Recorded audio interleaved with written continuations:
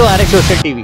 TDP పెట్టిన అక్రమ కేసుల్లో అరెస్ట్ అయ్యి నూజివీడు సబ్ జైల్లో ఉన్న వైఎస్ఆర్సీపీ కార్యకర్తలను మాజీ ఎమ్మెల్యే పేర్ని నాని, కైలే అనిల్ కుమార్, ఎమ్మెల్సీ తలశీల రఘురాం తదితర నాయకులు పరామర్శించారు.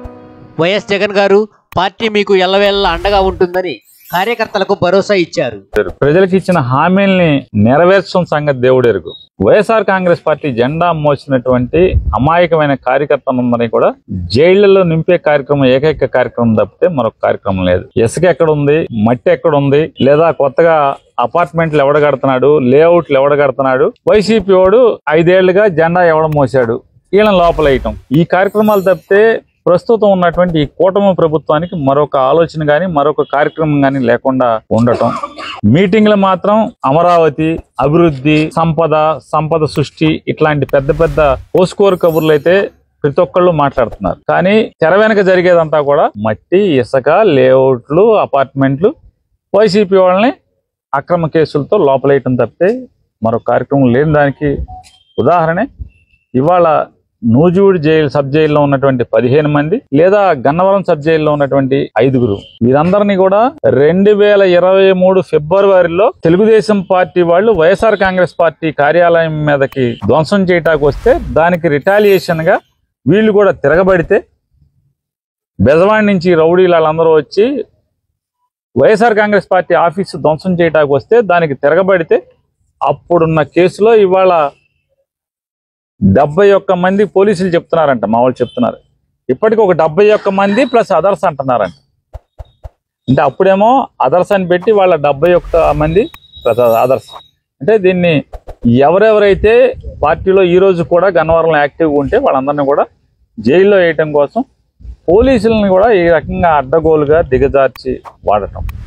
అదో మరొకటి వాళ్ళ పైశాచిక ఆనందం ఏంటంటే సెక్షన్ని మార్చి కొత్త చట్టం ప్రకారం అయితే కనుక వీళ్ళకి బెయిల్ రాకుండా ఉంటుందని చెప్పని సెక్షన్ ఆల్టర్ చేసి వాళ్ళ పోలీసుల యొక్క పరపతిని అడ్డగోలుగా లీగల్గా మేనేజ్ చేయటం చేసి ఇవాళ నెల రోజుల నుంచి కూడా ఇవాళ ఇక్కడ ఉంచితే ఒక మండల అధ్యక్షుడు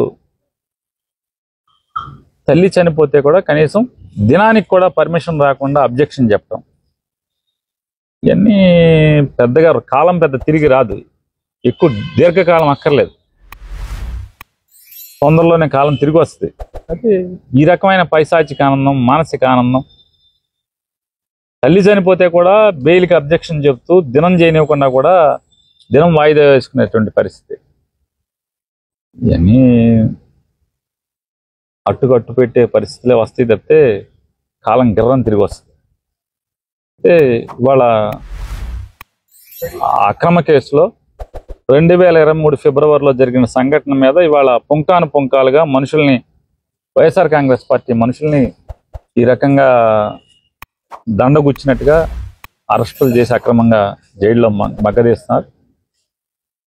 అందుకోసం వారిని జగన్మోహన్ రెడ్డి గారి యొక్క ఆదేశం మేరకు తలశీల రఘురాం గారు, ఎమ్మెల్సీ గారు, అలాగే కైలా అనిల్ కుమార్ గారు, కృష్ణా జిల్లా పార్టీ అధ్యక్షుడిగా నన్ను జగన్మోహన్ రెడ్డి గారు ఆదేశించి ఈరోజు అందరికీ ధైర్యం చెప్పి రండి, బెయిల్ మూవ్ చేస్తున్నాం, ట్రై చేస్తున్నాం, న్యాయపరంగా రిలీఫ్ తెచ్చుకుందాం, తొందరలోనే వాళ్ళని బయటికి తెచ్చుకుందాం అని చెప్పని జగన్మోహన్ రెడ్డి గారు అందరికీ చెప్పమని చెప్పారు. అందుకోసం దానిలో నేను ఒకరిని కలిసి నేను కూడా మాట్లాడాను. లోపల మిగతా ఒకరిని కలిశారు. అంటే పార్టీ వాళ్ళకు కూడా కార్యకర్తలకు కూడా అందరూ చెప్తాను, ఎవరు కార్యకర్తలు కూడా ధైర్యంగా ఉన్నారు.